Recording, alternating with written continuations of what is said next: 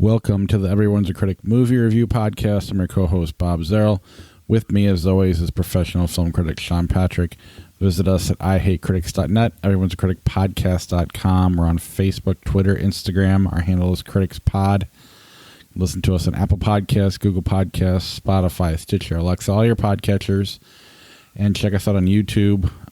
We live stream usually every Monday evening, occasionally Sunday mornings. This time, Tuesday afternoon, or Tuesday evening. It's just going to move. We'll do the best. Yeah. Life. What are you going to do? Yeah, exactly.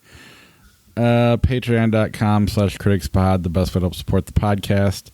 And then our TeePublic page at ihatecritics.net. I got the Batman vs. Jesus shirt on, which our YouTube viewers can see. I also got various merch, the Cameron Diaz's shoulder, the logo, all sorts of stuff. Yeah.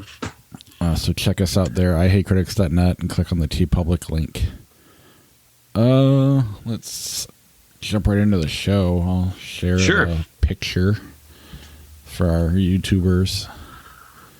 And we'll start with the Amazon film Without Remorse.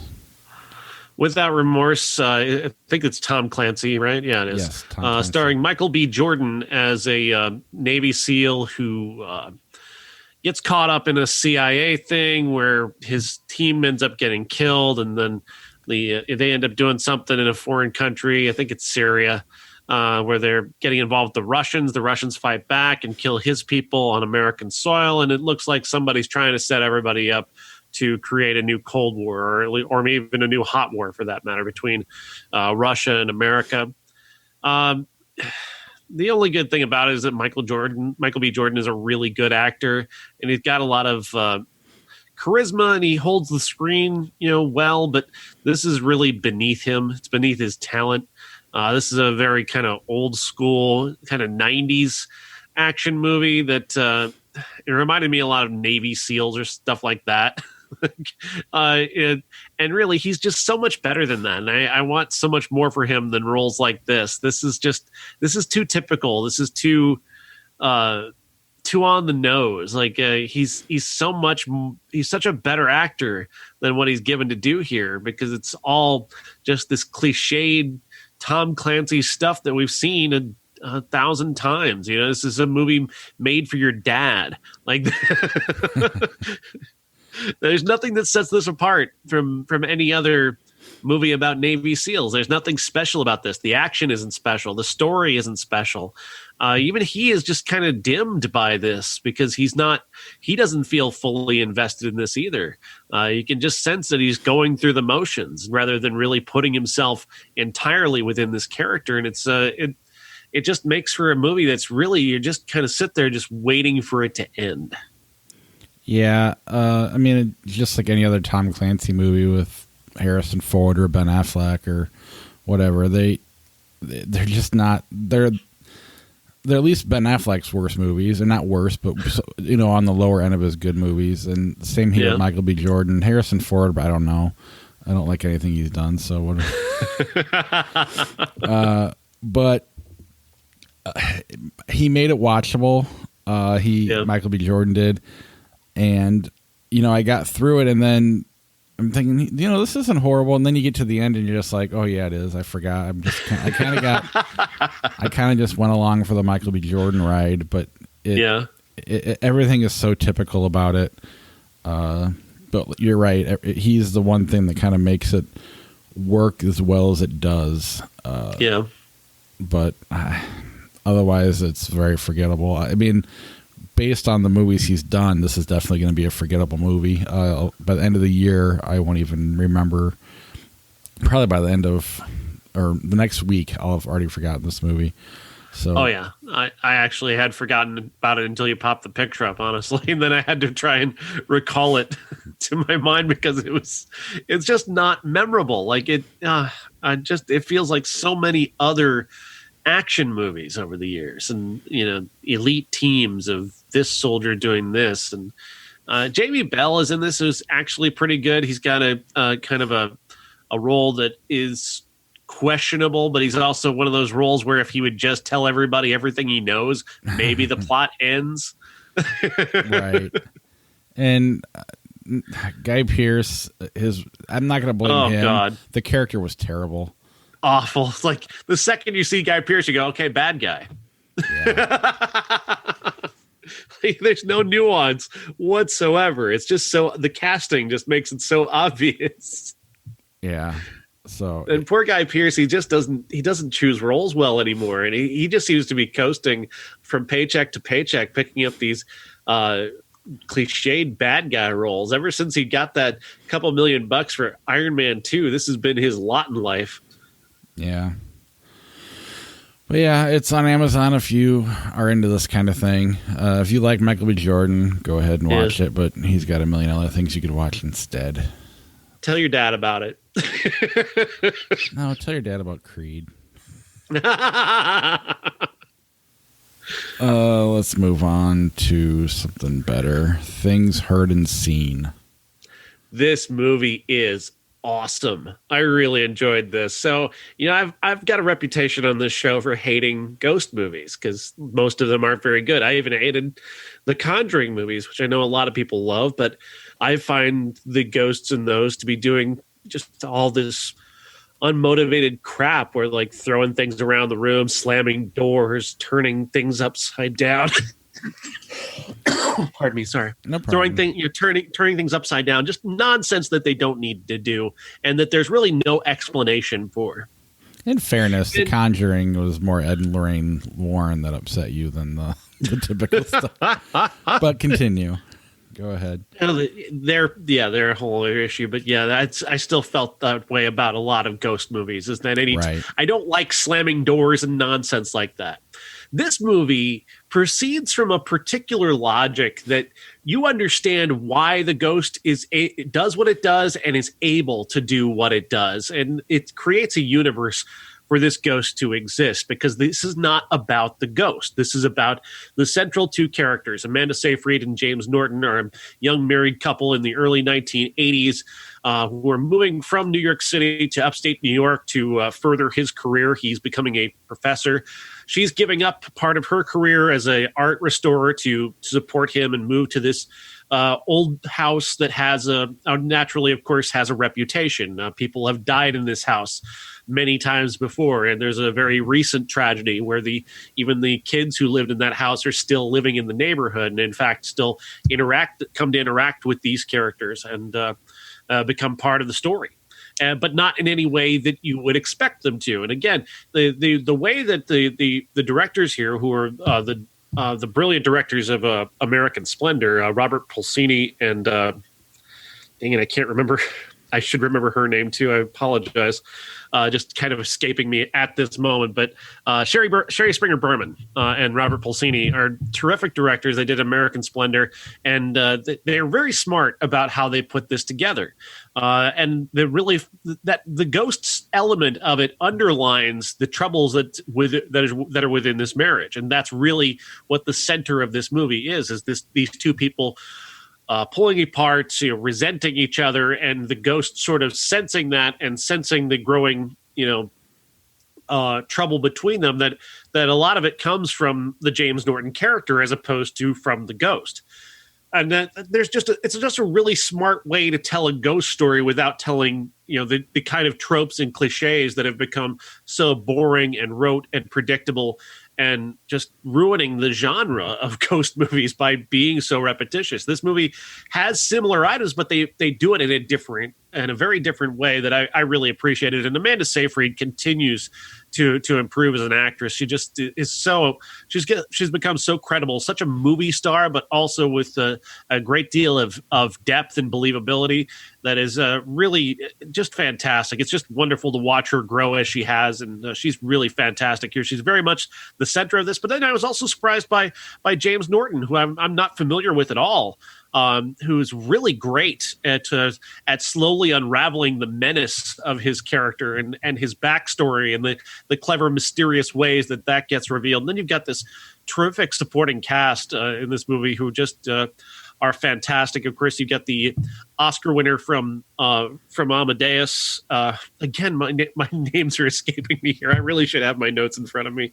But this whole cast is just so fantastic, and this movie, I just adore this. But I've got to give a particular shout out to these particular actors because they are so very good in this. And of course, F. Murray Abraham is who I was referring to before, who's just phenomenal in this. But you also have Karen Allen making an appearance here, and as well, who's just fantastic. There's really just this whole cast is so very, very good, and this whole movie is just so very, very good. Rhea Seehorn, especially, who plays Justine in this movie.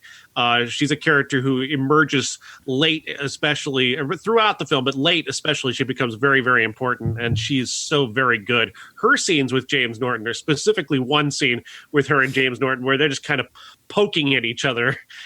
She's just so superior in that scene. I just adored it. I just wanted to eat that scene up. It was so great. I mean, it's really hard to say anything else that you haven't already said without being repetitive. I agree 100%. The fact that the ghost story was secondary to the main story, it really helps make this movie work. The cast is phenomenal.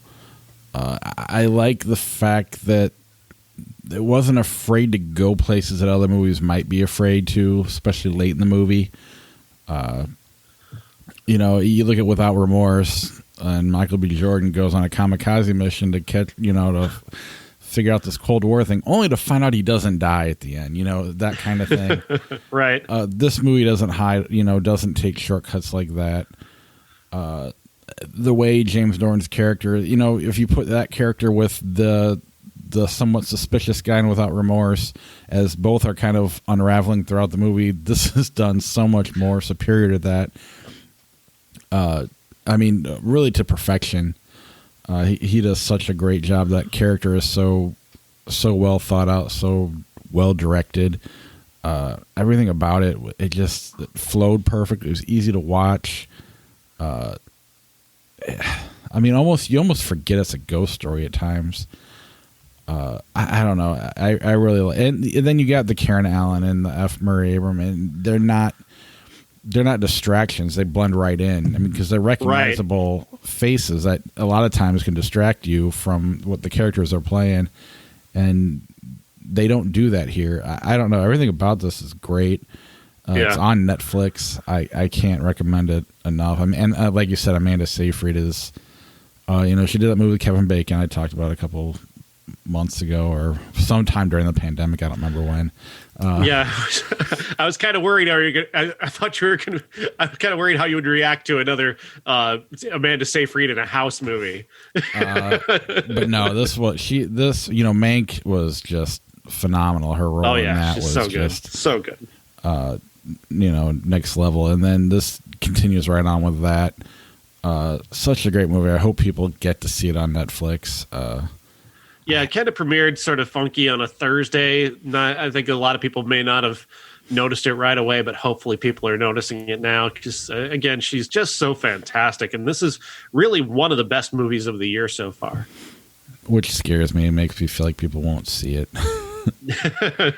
Well, especially in a week where it's kind of overshadowed by other bigger titles that I'm thinking people will be finding on Netflix. Right. But I highly recommend it. Let's stick with Netflix and go to the Mitchells versus the Machines. The Mitchells versus the Machines is this is a really, really funny movie, and that's no surprise. It comes from the people behind Spider-Man Into the Spider-Verse and the Lego Movie. They know how to do this stuff, and they put together one heck of a terrific story here. So the main character is a young girl who's about to leave for college. She's voiced by Abby Jacobson from Broad City. Her parents are played by Danny McBride and Maya Rudolph. And they really do cut a very unique figure of a family that is completely unprepared for the adventure that they're about to go on. The last group of people that you would want to have to try and save the world. But they're tasked with that after a character played by Eric Andre, who is a tech mogul, creates a new robot servant, if you will, that's set to replace the smartphone, and he immediately tosses aside the smartphone that helped him build this, which carries the voice of Olivia Colman, who becomes the big bad of this movie. She's upset about being displaced by these robots, so she takes them over and has them begin to eliminate humanity by not killing them, but taking them hostage in little boxes that she's going to shoot into space. Boxes, at least, that have Wi-Fi at the very least. So at least that'll get people calmed down. I was expecting a lot of really bad jokes about, people staring at their phones all the time. And there are a couple of dad joke moments in there from Danny McBride's character along those lines. But this movie really takes a lot of really fun twists and turns and doesn't necessarily go where you expect it to. They really build these wonderful family characters extraordinarily well to avoid a lot of the cliches that I was expecting. I expected a lot of lame humor about people spend too much time on their phones. Put down your phone and be with your family, that kind of stuff. And it doesn't necessarily do that a lot, and I really appreciated that. But I also appreciated just the wildly inventive animation.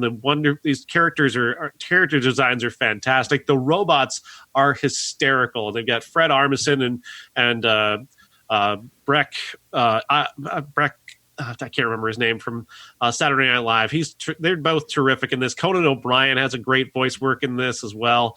And of course, I mentioned Eric Andre, who's just wonderful at playing a character who's just completely clueless and self-involved. He just does that so very, very well. He did it in Bad Trip, and he does that here in a voice performance here.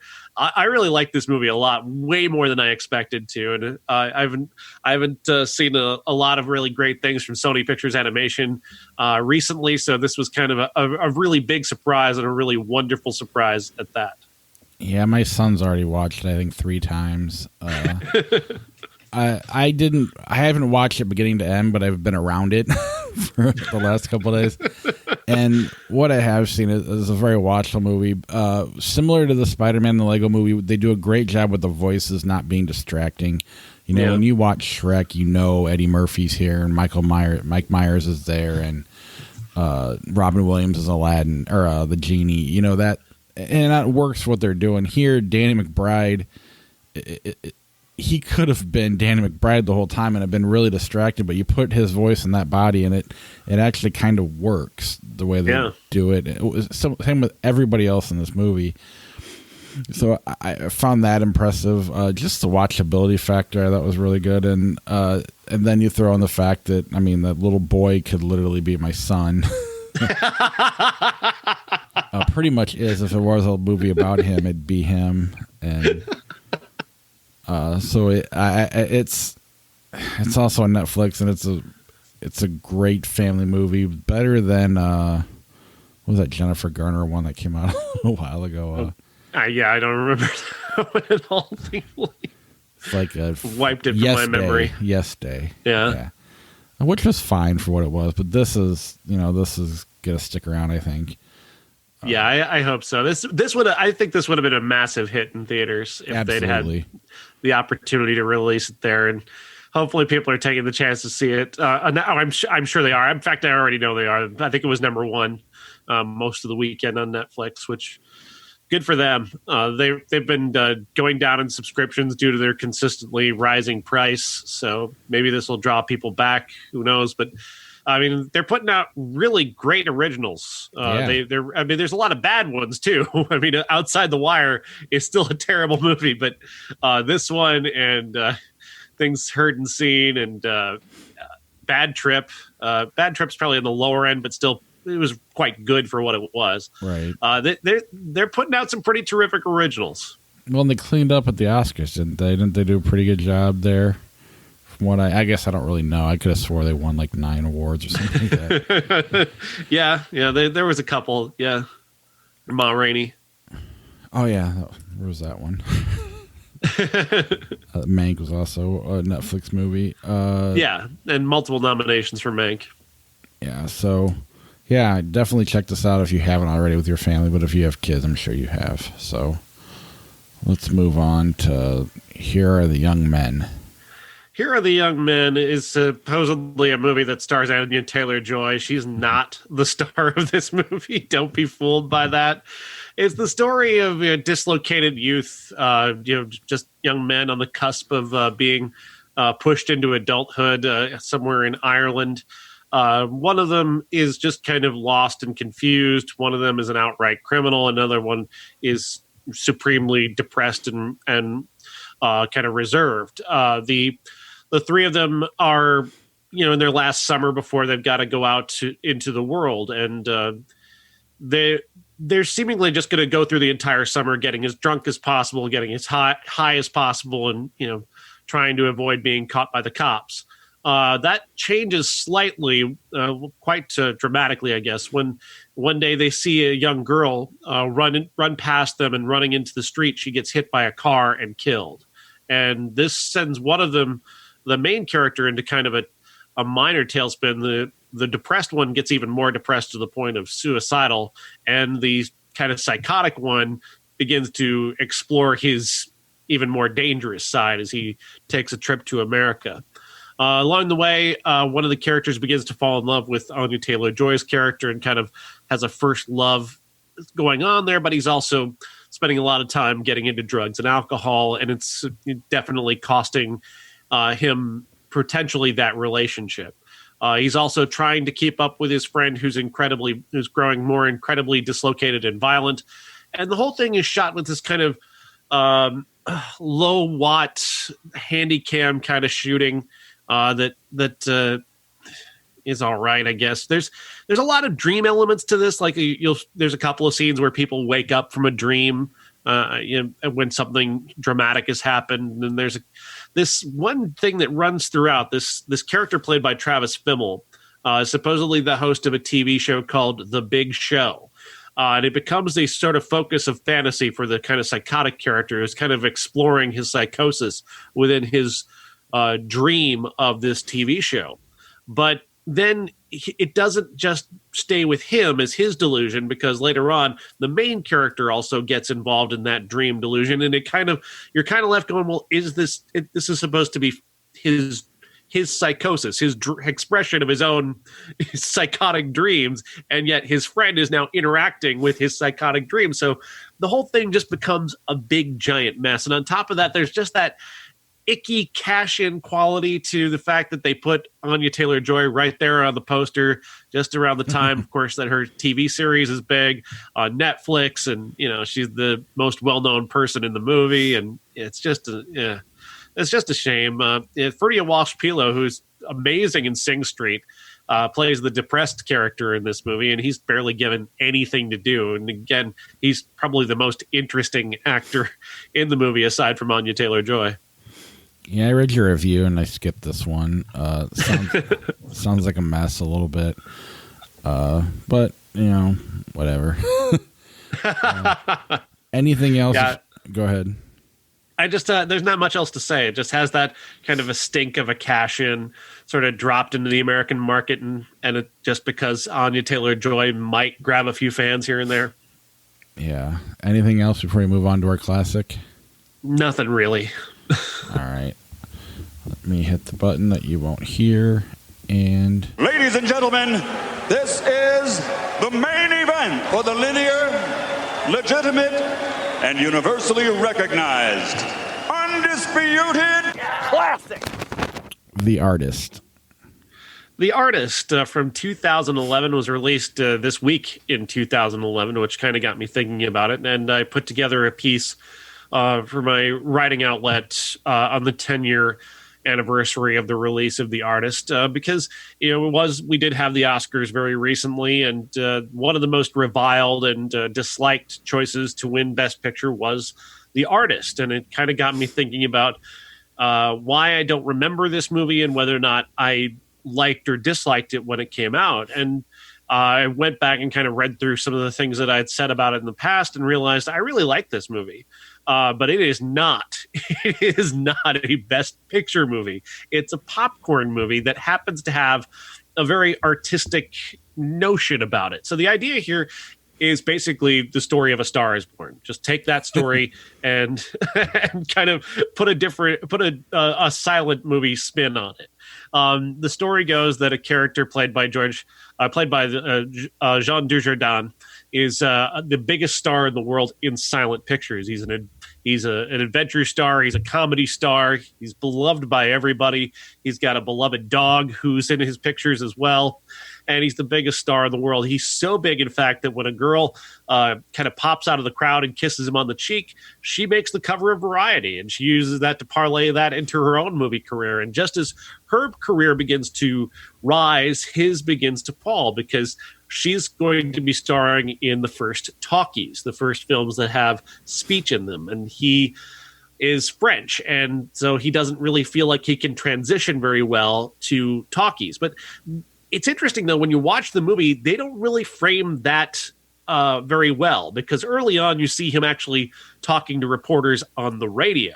So people know what he sounds like, so they know what to expect if he's in a talking picture. He just refuses to make talking pictures. He thinks that they're a fad. And thus, because of that, his star falls, hers rises. But she's also got this very deep care for him, because she was one of her first films is with him, and he was very kind to her, and they had a very emotional, romantic connection. So she begins to feel for him and take care of him and try to bring him back and save his life. And the dynamic between Berenice Bejo and Jean Dujardin is really great. So they've got a wonderful chemistry together, and that really shows in the final moments of the movie. But like I said, this is a movie. This is more of a popcorn movie that just happens to be an homage to silent films, because the story is very much A Star Is Born or Singing in the Rain is a very similar story. Just this doesn't have any dialogue in it, and I get why people went for this. I get why individual portions of the Academy certainly went for this, because the style is so heavily pronounced. It's so reliant on style. Even the screenplay was nominated, even though there's no words, because they did such a great job of scripting the action of the movie, and people really appreciated someone who could script action so very, very well. And there's a lot of really striking scenes in this that are very beautiful. There's one wonderfully metaphoric scene where she's walking up some stairs, he's walking down some stairs, and it's this perfect little juxtaposition of where they're headed in their careers.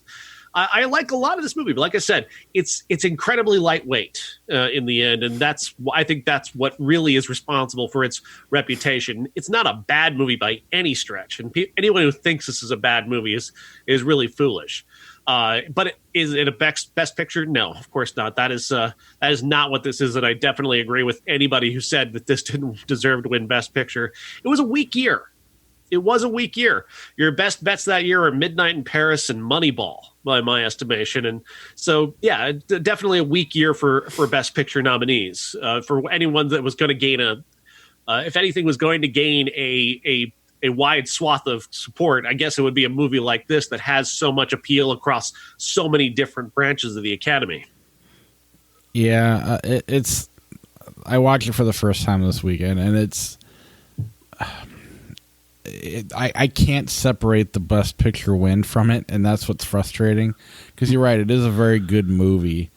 And the art part of it is almost...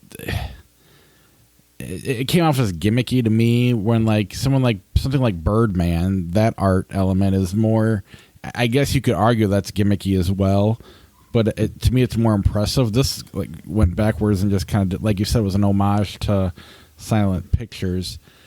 And it worked for what they were doing, but I'll take the new Star Is Born every day of the week and 4 or 5 times on Sunday over this. Right. But you're right. It doesn't make it a bad movie. The acting is great. Everything they do flawlessly. It's the reputation that it's the Best Picture win that is what prevents me from just being like, this movie's amazing, and that's not fair to the movie. Right. It's just what I'm bringing to it. But it was way easier to watch than you'd think for a silent movie. And the way they work in the sound you do hear it's impressive. I mean, everything they do is good. There's really nothing wrong with the movie. John Goodman is great in it. It really is good. It's a lot darker than you'd think. I mean, like you said, it's A Star Is Born. Right. And I like that story. I just really like what Bradley Cooper and Lady Gaga did a couple years ago. so much better, and that's not fair. But I definitely think people should check it out. It is on HBO right now if you want to watch it for free. The Academy did this movie no favors by giving it Best Picture. Now, at least it made it movie that it did make it a movie that people can go back to and recall and have a good time watching. But again, there is so much resentment towards this film that its reputation is more, based on people writing BuzzFeed articles about why it shouldn't have won Best Picture or won. That's where the way more of his reputation, or its dog. The dog came out of this the biggest star because we haven't heard from either. Another thing that's probably hurt his reputation is that Jean Dujardin and Berenice Bejo really just went back to France and kept working over there and didn't do anything else here that would keep this movie alive and give it any type of different reputation. Whereas Uggy the dog actually went on to write his own biography, apparently. But yeah, like I said, it's on HBO Max if you have a subscription to that. It is worth checking out if you haven't seen it. Maybe you need to watch it twice. One time to get the reputation out of your mouth, get that taste out of your mouth, and then another time to watch it for what it is.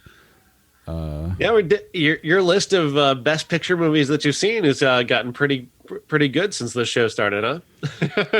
Yeah, and I mean, compared to most people, it's already pretty good. Obviously, compared to you, it's nothing. But this was one of the few modern ones that I hadn't seen yet. So yeah, I wonder how far back I could go. I'd have to go. You know what? We should just pick a Best Picture winner for next week too, just to see, just to keep the list going, keep padding my stats. Yeah. One thing we have been neglecting is 1991. Oh yeah. One Good Cop. Man, I've seen this years ago. I don't remember it at all. No, I don't really remember it either. I know Michael Keaton's in it, and that's about it. I mix it up with about a dozen other Michael Keaton movies from that era that weren't Batman. Yeah, exactly. A Rage in Harlem, a cover I always liked. This is not the cover. It's a poster that you're watching on YouTube, but I've never actually seen it. So. No, and this was an attempt to make Robin Givens into a star at just the exact wrong moment when her TV career was ending and about the time that she's coming out of a relationship with Mike Tyson, which left nobody. No. Very unfairly. She was abused by him, and the way she was treated by everyone in the media was really super unfair. He beat her up, and he comes out of this like he came off in their interview on 2020 like he was the victim. Like it's really weird. That was a weird time in her career, and then to have this movie coming out on top of that was really it was never going to be easy for her. Yeah. And then there was Truly Madly Deeply. Yeah, and I've never heard anything about this. I wanted to see this because it is Alan Rickman. I'm not sure if it's available or not, and I also see the name Anthony Minghella, and I start thinking of The English Patient, and then I fall asleep. Yeah, I mean, Alan Rickman's impossible to be boring, but True. at the same time, I didn't try to find it. Next week, we got Paper Spiders, Stealing Chaplin, Reboot Camp, 15 Things You Didn't Know About Bigfoot, and Queen Marie. We're going to pick a classic. We'll look at an Oscar contender. We'll announce it pretty soon. Then in 1991, Stephen King's Sometimes They Come Back. I believe that was a TV movie. Madonna's Truth or Dare, FX2, and Sweet Talker and Switch also turned 30. So maybe we'll catch one or two of those. Hopefully, yeah. That'll be the plan. Yeah, I'm surprised we didn't make a Warren Beatty movie, the classic. We have not had good luck with him. He's in Madonna's Truth or Dare. Oh, that's right. He's in Truth or Dare. Oh, man.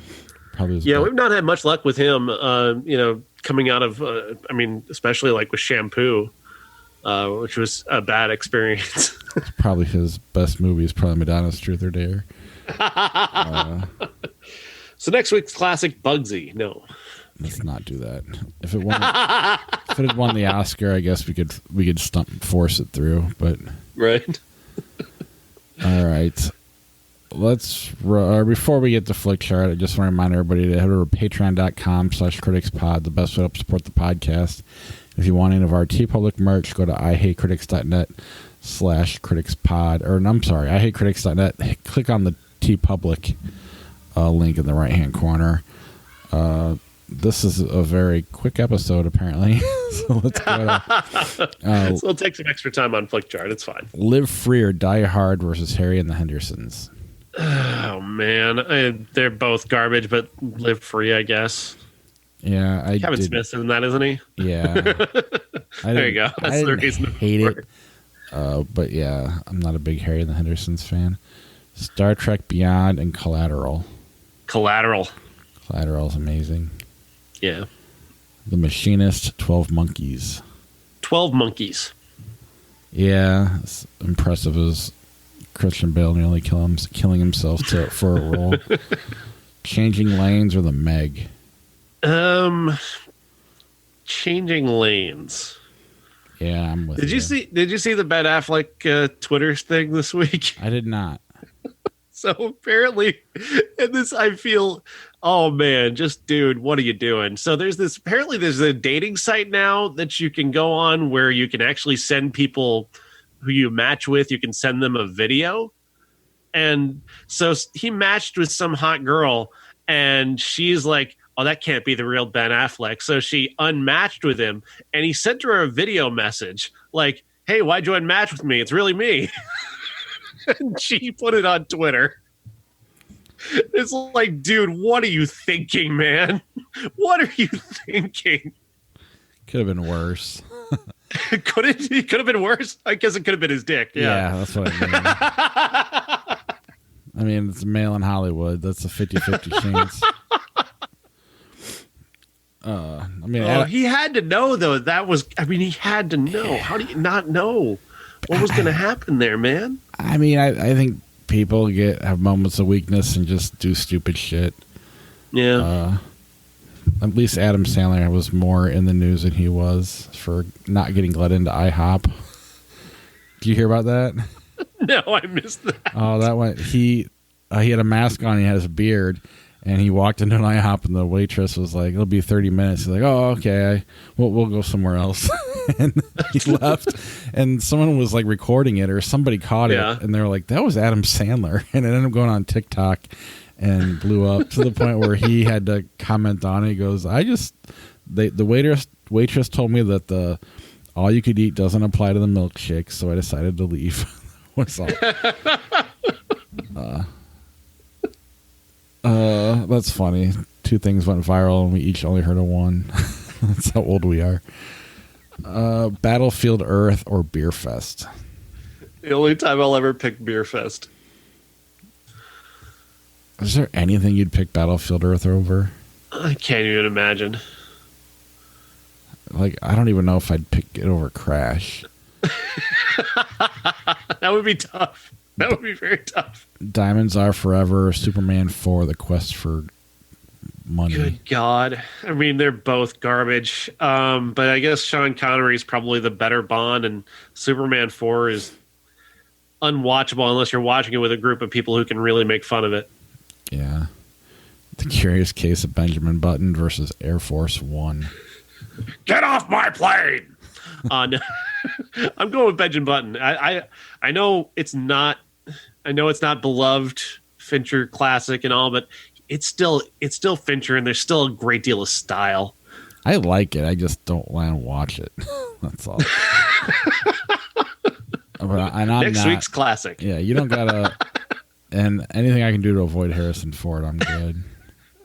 I have. I mean, just Harrison Ford's 1990s action movies have definitely declined in my memory, as opposed to many other things. Well, I mean, they're basically what we just watched with Michael B. Jordan.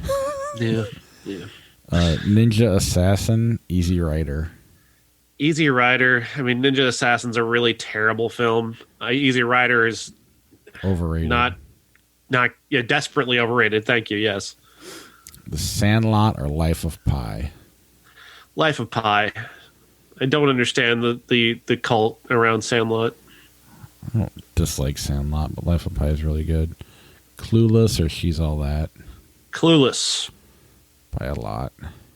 By a lot. I mean, you would think those are very similar, I think, if on the surface, but if you watch them, there's a lot more depth in Clueless and she's all that.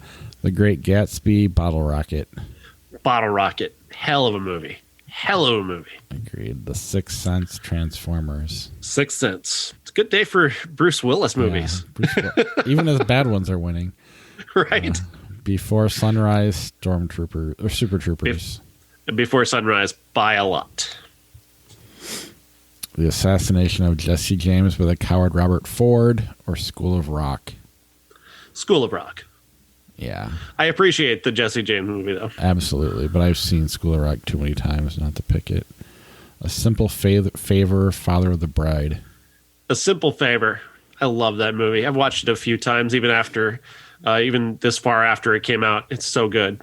I've seen it 3 times. I do feel like it hasn't lived on like I'd like it to in terms of pop culture. I wish more people liked it. But it's a hell of a movie. Do they dislike it or they just haven't seen it? I think most people haven't seen it. Yeah. That's a hell of a movie. Inner Space or Spider-Man 2002? Spider-Man. Agreed. Dracula, Dead and Loving It, Lethal Weapon. Lethal Weapon. Yes. The Great Escape, Benji the Hunted. The Great Escape. But Benji the Hunted was the only good Benji movie. But I agree with you. Easy Rider or King Kong 1933? King Kong, an actual classic. Yes. A Walk to Remember, Spider-Man 2. Spider-Man 2. You just don't like Mandy Moore dying. Coming to America, The Patriot. Oh, take your pick. I don't care for either one. You can have it. You pick for me. That's Coming to America. Thank you. Promise I don't hate The Patriot either. Dracula, 1931, or The Bone Collector? Dracula. Bone Collector is bad. Yeah. Hangover Part 2, Armageddon. Hangover Part 2. Good God, I still hate Armageddon. It's not fair to Bruce Willis. He was having such a good week.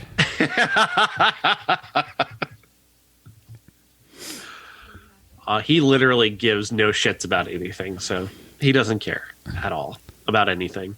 Have you heard the whole Kevin Smith story about him calling him up recently? No, there's a recent interaction. Like in the last 5 years, he just called Kevin Smith and goes, "Hey, Kevin, how you doing?" And Kevin was just like, "Bruce Willis?" And he's sitting there talking. They talked for like an hour, and he was like, "Yeah, I got some pictures of your daughter, Ruby, and I thought I wanted to send the pictures to you." And he's like, "My daughter's name's Harley," but he's not correcting him. He's just sitting there listening, and his wife's watching him talk to him. And then like 6 months goes by, and then Bruce Willis goes, "I'm sorry, it was the wrong Kevin."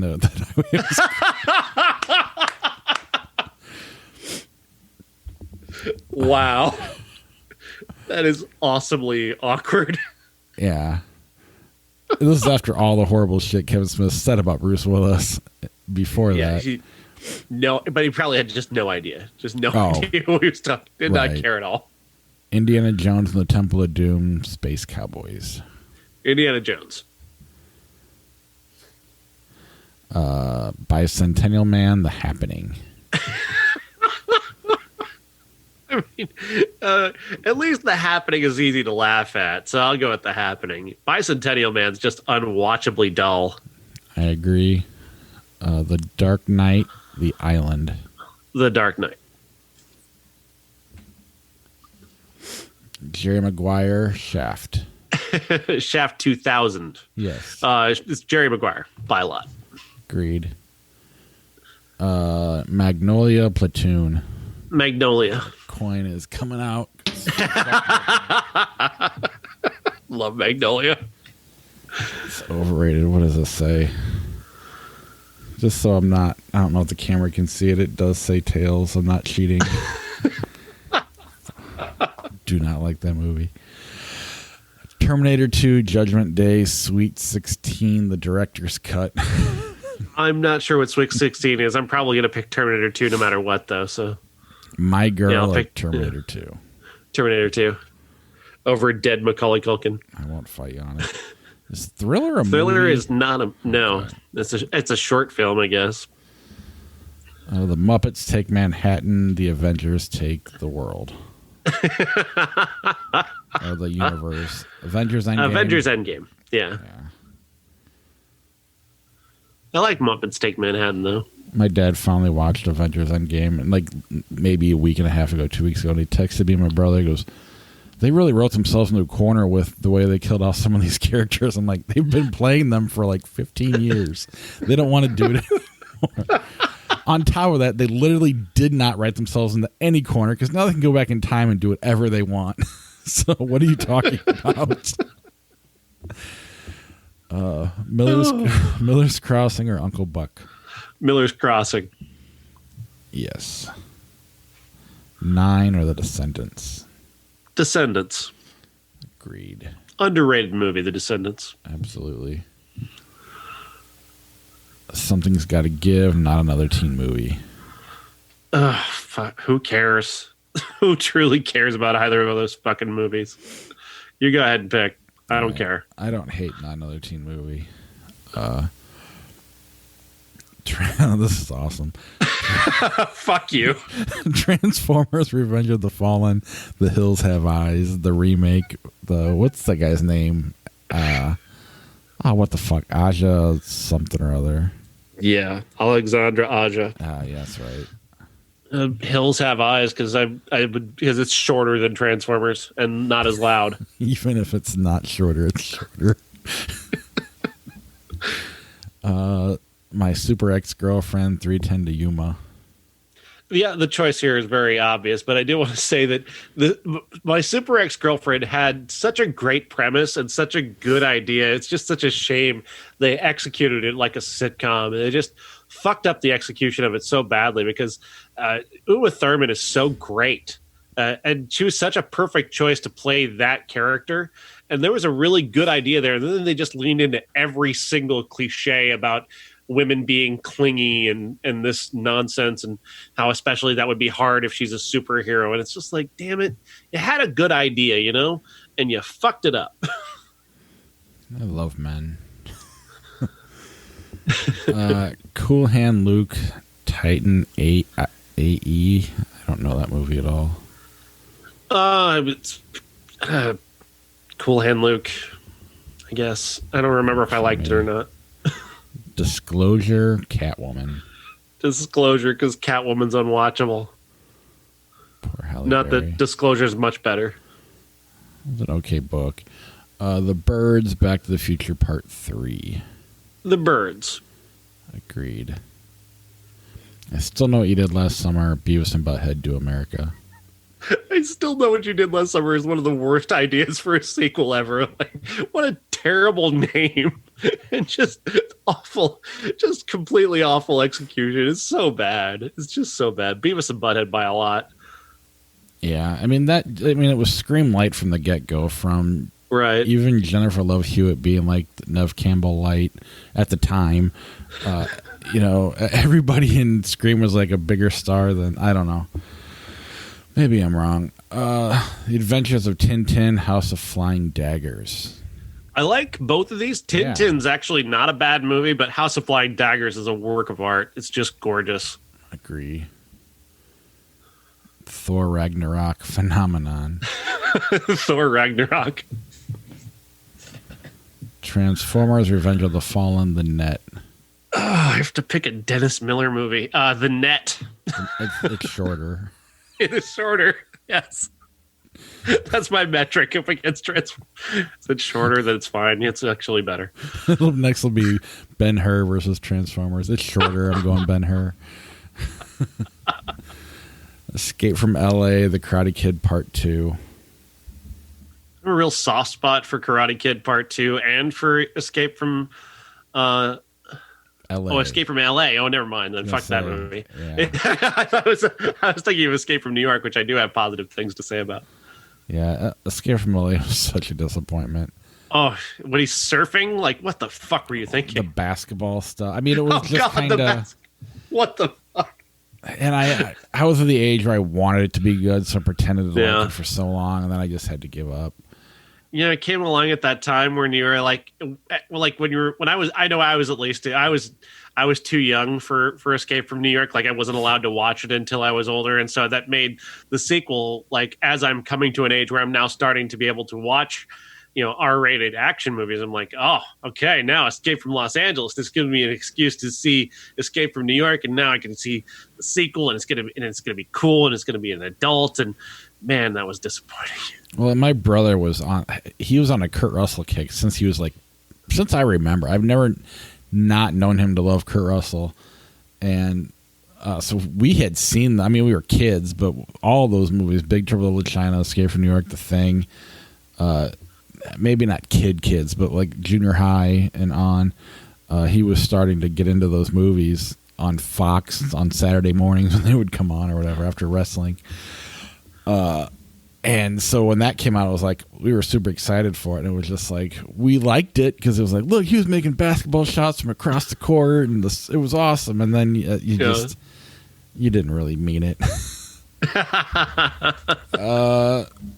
Idiocracy or the Black Panther. Black Panther. Yeah. Although Idiocracy, we're about to elect the Rock president in 3 years, so maybe Idiocracy becomes even more. I mean, Trump was enough. I mean, we do love TV shows where guys get kicked in the nuts. So I was showing my son Stone Cold giving Donald Trump the stunner. He was like, "Are you kidding me? What is going on?" Spider-Man, Far From Home, the whole 9 yards. The Spider-Man. Oh yeah, I was thinking of the Andrew Garfield one. Because I do like the whole 9 yards. Bruce Willis is falling apart again. Sahara, Bonfire of the Vanities. They're both terrible, but I guess Bonfire of the Vanities is terrible in a more interesting way. I guess that's true. I was going to say because Sahara was safer. I was going to go with that. But you make a good point, and you've convinced me. And Flickchart agrees. I think that was a good choice. That's what the screen says. It says that, so yeah, we were right then. People on YouTube can vouch for that. Right. Oh, for YouTube people, our rankings on here are not necessarily entirely reflective because we've done this for so long. Just certain things are where they are, and if you look and see The Dark Knight at 268 or wherever it is, it's there because we don't take the time to move those things up. And Heat's number 15 because Josh and I really love that movie. And it just won a lot. And I've done a lot to try and drag it down, and it just never works. And then when Josh quit, it stopped coming up. Moonraker, Shaun of the Dead. Shaun of the Dead. I'm not a huge fan of Shaun of the Dead, but I don't like any Bond movies. So. It's weird. I appreciate the Shaun of the Dead fan base more than I appreciate the Bond fan base.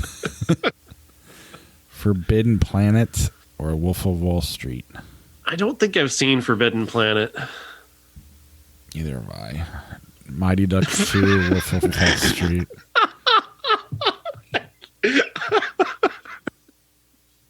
So you end a show right there. Hey, Martin Scorsese is going to be doing the introduction to Mean Streets and Goodfellas at the TCM Festival this weekend. That ought to be cool.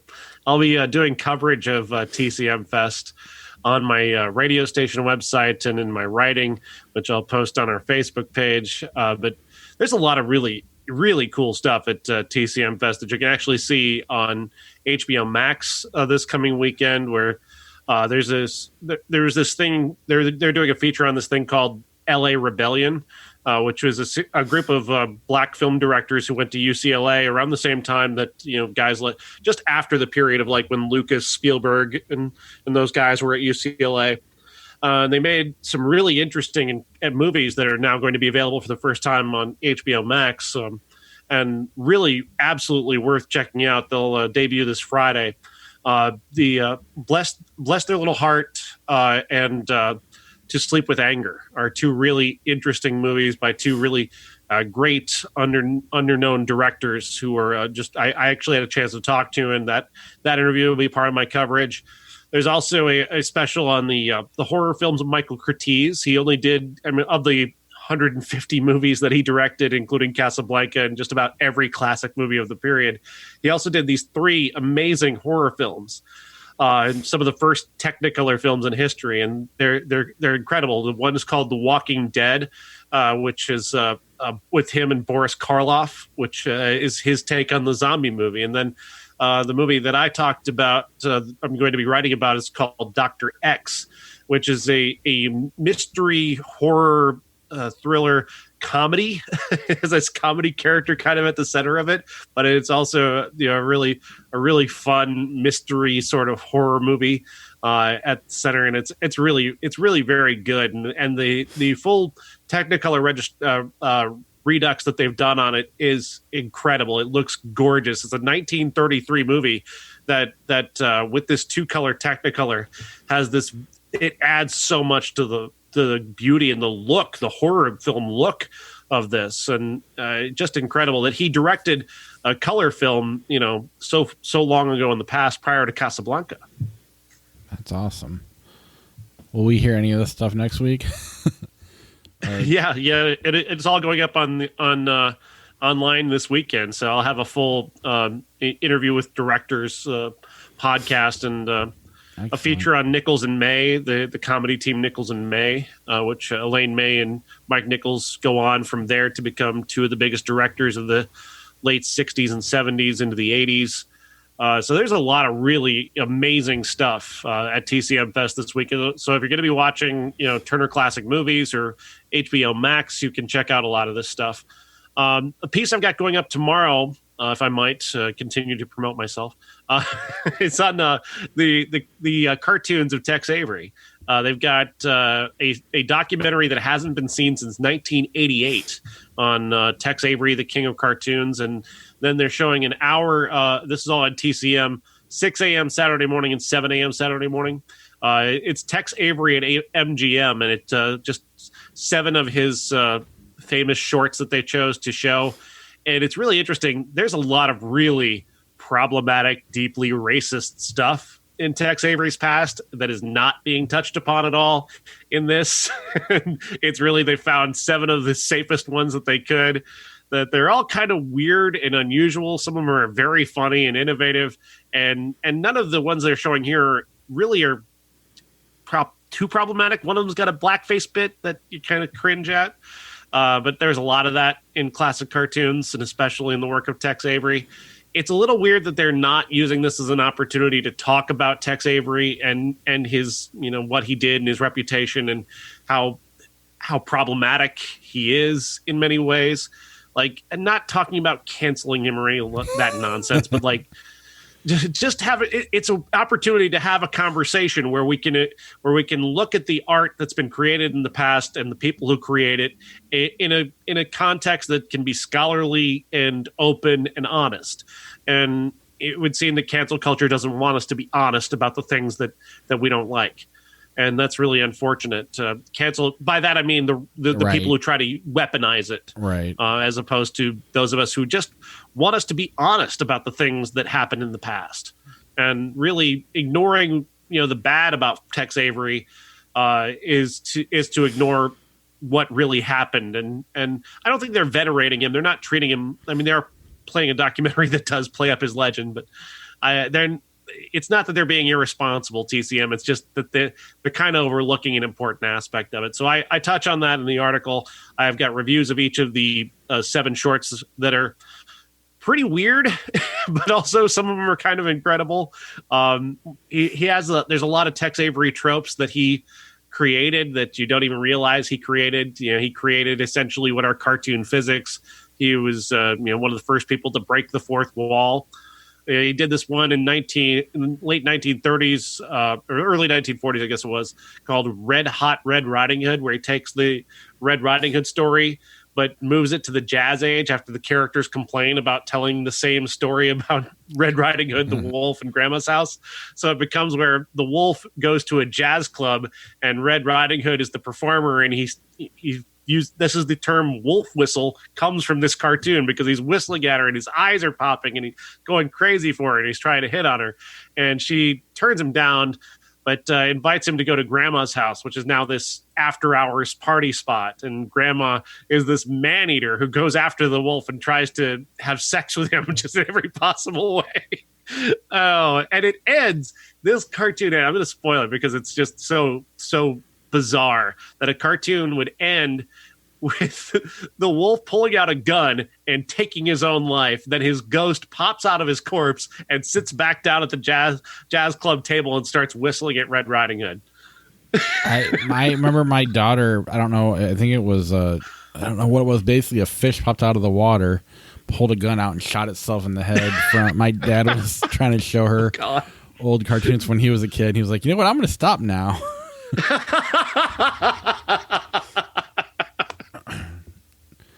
But yeah, that sounds entertaining though in terms of all the content that you got going on this week. So I'm looking forward. It's really great stuff, and I can't say enough about the folks at TCM Fest for allowing me to have the access that they've given me to all of this stuff. I'm hoping to get to a piece on director Chantal Ackerman and her short films. She's really an incredible artist, and that's one of the things I could cover if I find the time.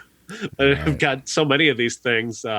There's a great piece on New York and the history of New York in movies, the streets of New York, and it's got this really amazing perspective on this classic Harold Lloyd movie that was filmed in New York and then recreated again in Los Angeles, where they create New York, and he points out all the differences in the streets, and it's really great. And then, of course, bringing New York through the years, the way that it was filmed in the 1918 to now is really a fascinating way to look at the history of a city.